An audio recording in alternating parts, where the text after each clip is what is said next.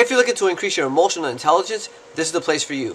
What I plan to do is I'm starting a playlist of all the different books that I'm reading in terms of emotional intelligence, and I'm going to organize it in this playlist here. So make sure you look at the link in the description below. It's going to take you to my website, schoolyourbrain.com, and there you'll find the playlist organized for each category that I plan to do in certain types of books that I'm reading.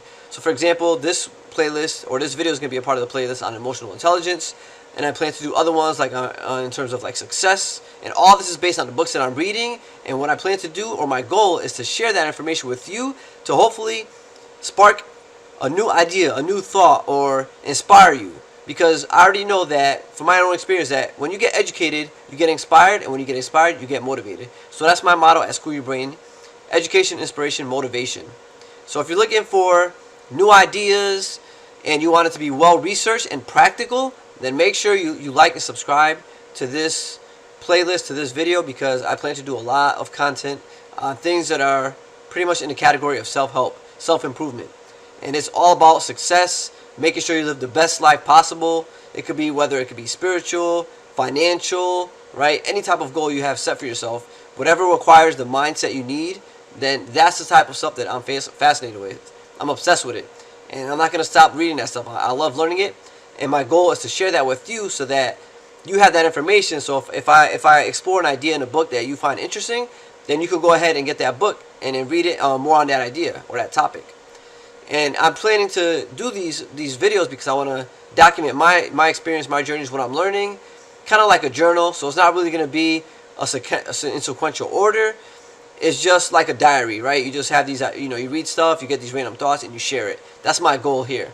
And I also put links to my TikTok channel as well, and my Instagram and Twitter, so you can reach out to me and communicate with me there on those platforms if you want to. Definitely leave comments as far as like what other ideas, what topics I should talk about, and I'll look at the books that I'm reading, because I've read a whole bunch of books, and I'll definitely focus on those ideas that you point out. Okay, so let's get started. So today's book that I'm reading is this one here, Emotional Intelligence. I'll put the name of the book in the description as well. This one is by Dr. David Walton. So again, it's going to be research stuff. I'm going to read it and give you my interpretation of it. And hopefully it sparks a thought in you that might inspire you to do something. Alright, so here we go. Let's get started. Alright, today what I want to talk about in this book is an idea called mindfulness. You may have heard of it. It's a popular term. And I feel like it's more important nowadays than ever that we need to have a mindset that is built to be strong, to be successful, to withstand a lot of the challenges that are going to be in our lives, because I think we're just given so much help nowadays. And when I say help, I mean like, if you look at people living today versus like hundreds of years ago, you would notice that we have pretty much everything we possibly need to make our lives as comfortable as possible. But yet, you see stories on the news all the time where people are just still depressed. Right? Like, why is it that we know that, we should be eating healthy, but then America, for example, has one of the most obese populations on the planet? So what is going on? Why is it that in America we have a lot of people that are on opioids, right? We have a problem with drugs. And a lot of that is linked to the idea that, people tend to do drugs, alcohol, because they have some type of feeling that they don't want to face. For example, you're coming across some type of a challenging problem in your life. It's a very painful, emotion, and rather than trying to deal with it, you want to sweep it under the carpet. And I'm not judging. I'm just kind of, saying what I've read in the books, and what they say is that a lot of the times we do these things because we want to alter our state of mind, right? Right now, I feel depressed. I don't feel happy. So I drink alcohol, or I'll do drugs because it'll instantly change your mindset, right? And the purpose of emotional intelligence is not to sweep things under the rug. So for example, one of the things I'm talking about is mindfulness. Mindfulness is actually being present in that moment right now, understanding what it is you're feeling and how to articulate that feeling, because a lot of times you might have a feeling but you don't know what it is, but it causes you to take certain actions you're not happy to do, right? You're not proud of doing those things. And that usually happens when you try to run away from your problems, your pains, whatever emotions you're feeling. So mindfulness is not about putting things under the rug, right? Sweeping it under the carpet. It's not about fighting your emotions. It's about recognizing them and learning how to manage them, because you can't control your emotions. It's something that in a different book they talked about it, the book Power of Now, which I'll do in a different video. But in the Power of Now, they talked about like emotions are the intersection of your mind and your body. So keep in mind that a lot of the stuff that you know, whatever you're thinking, all these things you've learned, you've gathered these things through the five senses, right? Through data, right? Through looking at things, hearing things, touching things, feeling things, tasting things, all that stuff. The five senses gives us information, and we store that in our minds and our brains, and those are the things we think about.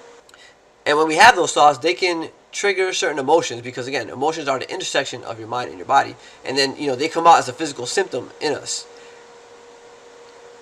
Therefore, what we're trying to do is become aware of what is our body trying to tell us. So if you have some type of a physical response, right, it's tied to a thought. What is it trying to tell me? What can I learn from it, and how can I deal with it? So that's what the idea is behind mindfulness, by being present and experiencing right now what's going on with you. And as a side note, I plan to make more videos on this, where I did one recently on my TikTok. I'll put a link in the description below, where I was reading a book by Tony Robbins, Awaken the Giant Within, and he has a list of, I believe it's like 10 different emotions that are the most commonly experienced by people, and like what it means when you have that emotion, and what you can do to empower yourself in those situations. So again, if those are things that are interesting to you, make sure you like and subscribe to my channel, my YouTube channel, because this is where, going forward, this is the direction I'm going in, because of the stuff that I've learned from my TikTok channel. This is the stuff that interests people, and then the fact that I love doing this is even better. So this is definitely the direction I'm going to go in. But like I said, leave comments as to whatever feedback you have, how I can improve it, because that's the goal, is to share things that are going to be beneficial to you and help you out. And one of the goals, because this is kind of intersecting with other books that I'm reading, one of the goals of mindfulness is to become an observer of what's going on, meaning without judgment. You're not looking at your emotions with judgment, like, oh, this and this, like, don't throw in your opinions. No, just really observe, as if, how like if you ever looked at another person that's having an issue, right? It's very easy to observe and give advice, for example. But when you're involved, it's very difficult, because again, your emotions override logic, your thinking. So the goal is to become an observer of your emotions, because once you kind of distance yourself from that, from your thoughts, you can better manage it. It's almost like you're giving advice to someone else, right? You'll be able to deal with it better, because you're in a sense, you're detached from it, and that's the goal, to be an observer. You're not attached to it. You're detached, if that makes any sense, hopefully. Leave any questions in the comments if you have questions on that. But that's the goal, and that ties in with the book called The Power of Now, where they're saying you need to be an observer of your thoughts, because when you identify with your thoughts, that's the source of a lot of our pain, because we identify with our thoughts. We think the thoughts that we come up with are our very own, but keep in mind, your thoughts are a sum. It's a collection of all the things from your past that you've gathered from birth all the way to this point of your life right now. Those are what's creating your thoughts. So it's just like eating food, right? The weight on your body is gathered, right? The body was created by all the stuff you ate throughout your whole lifetime. Same way with our thoughts. A lot of times we get things from our environment put into our brains that we have no control over. So that's why a lot of times when you have thoughts, it could be sporadic, and it's not really you that's having those thoughts. It's stuff that you've experienced in the past. And that's why your goal is to kind of distance yourself from that, detach from it. And again, that comes from a book called The Power of Now. I'm currently reading that book too, and I'll create another video for that as well, about what I'm learning from that book as well. So again, if this stuff interests you, make sure you like and subscribe. And one of the things with mindfulness is that if you think about your past experiences, a lot of times we just tend to react. And if you're reacting to a situation without putting your actual thoughts before reacting, it in a way is like you're a slave to your mind, because you're just reacting. You're not in control, really. You're just reacting to the situation. So mindfulness is the ability to, like I said earlier, like if you're an observer, you have a better ability to judge the situation and react in a more appropriate manner. So let me read from a section of this book, where they said that like an accurate way to self-assess yourself is like, you should be able to know your own strengths, your weaknesses, and your limitations. You should be open to what's happening around you. You should be able to value feedback from other people. right? Because like let's say somebody's giving you feedback and you get defensive very quickly, then you're not really open to that feedback. So having a sense of humor and perspective is another one, because it's true. Like if you have a sense of humor and perspective, like think about like a little child learning, right? Everything to them is like almost like you're curious about learning. You don't have any judgment. You just, oh, what's this? What's that? Why is this the way it is? Right? They ask a lot of questions. So if you remain in that manner, like that allows you to be more open to learn new things. And then the capacity to reflect and learn from experience, and as well as being open to change.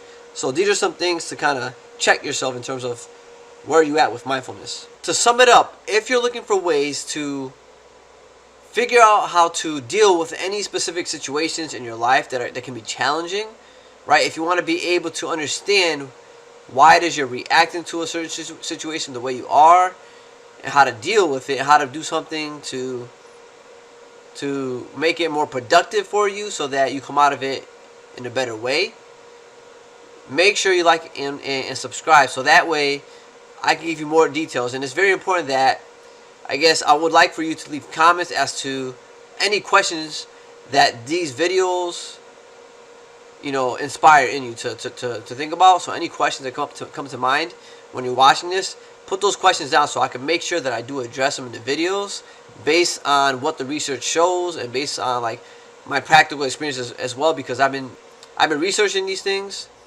practicing them. I'm a teacher, by the way. I don't know if you know that, but I'm a teacher, so it's arguably one of the most toughest jobs, especially now with a pandemic on our hands. Teaching during a pandemic is a very, very tough job, and you can become very emotional. If you don't believe me, just go on the internet and look up, what teachers are saying, and you'll see very quickly how stressed out teachers are during this time. So, it's arguably one of the toughest jobs, and that's why I love to explore these ideas. And I want to give you any feedback that I've experienced and how I've dealt with situations, because I've come across many situations where I even came to the point where I wanted to quit my job, right, because I just wasn't satisfied anymore. So there's a lot of things that these books helped me face when it came to those challenges and how to change my outlook on these events. And to sum it up, this is something that they mentioned in the book, is that one thing mindfulness will help you with is this. It's going to help you identify your strengths, your weaknesses, your limitations. It's going to help you become more open to what it is around you. It's going to help you be more appreciative of the feedback you get from other people as well as your own, because you're going to be observing the way you think, and you can use the feedback of your thoughts and of the physical symptoms that you're expressing, right? That's feedback that you can use to figure out what to do with it. It's going to help you develop a sense of humor and better perspective, right? Seeing things as more like, I like to think of it a lot as like the glass is half full versus half empty, because you could always see either way. It's going to help you be more reflective and learn from experience. And the last thing is help you become more open to change, because a lot of the times we create our own pain when we're introduced to some new idea, new experiences. Like, we're very resistant to change, and that resistance, I don't know, whether you think you're not resisting, a lot of the time we're resisting. It could be unconscious resistance. That unconscious resistance, or whatever level you're at in terms of resisting, is creating a lot of the pain that you have.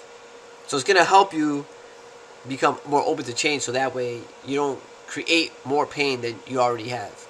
If that sounds interesting, definitely share this video to someone else you think might benefit from it. Leave a comment and definitely subscribe, because again, the comments is something that I like to hear from you to see what it is I should address in my next video. So again, this playlist is going to be with regard to emotional intelligence, but I'm also going to have other playlists, so I'll put the link to my website. So if you don't see too many videos right now, just know that I'm just starting out. But I will create different categories. I'll put them up, and then my goal is to little by little keep expanding on those ideas, because it's going to be more of a documentation. It's like a journal. So it's basically what I read in the books, I share it.